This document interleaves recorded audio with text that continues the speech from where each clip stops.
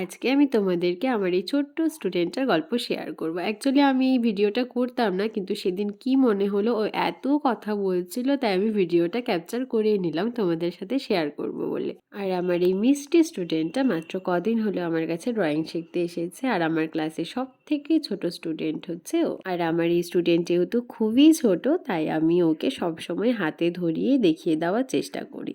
আর ও এত কথা বলে, এত কথা, মানে নন স্টপ কথা বলতে থাকে। দাঁড়া, ওর কিছু কথা তোমাদেরকে আমি শোনাচ্ছি। কি বলবো? ই রাম, সত্যি তো। দেখি দেখি হাত করে দেখি দেখি। ই রাম, সত্যি সত্যি কেটে গেছে। ওকে আমি অ্যাপেল কালার করতে দিয়েছিলাম, আর ওর পুরো হাতে কালার করে বলছে যে ম্যাম, আমি মা আসলে বলবো আমার হাতে কেটে গেছে আর রক্ত বেরোচ্ছে। আমি শুনে তো পুরো হাসি। প্রত্যেকটা ক্লাসে যদি এরকম একজন করে থাকে এন্টারটেনমেন্ট করার জন্য, তাহলে আর কি চাই বলো তো। তোমরা একটু ক্যামেরাটাকে প্লিজ অ্যাডজাস্ট করে নিও, কারণ সেদিন সন্ধ্যা হয়ে গেছিল, ক্যামেরা কোয়ালিটি খুব বাজে আসছিল।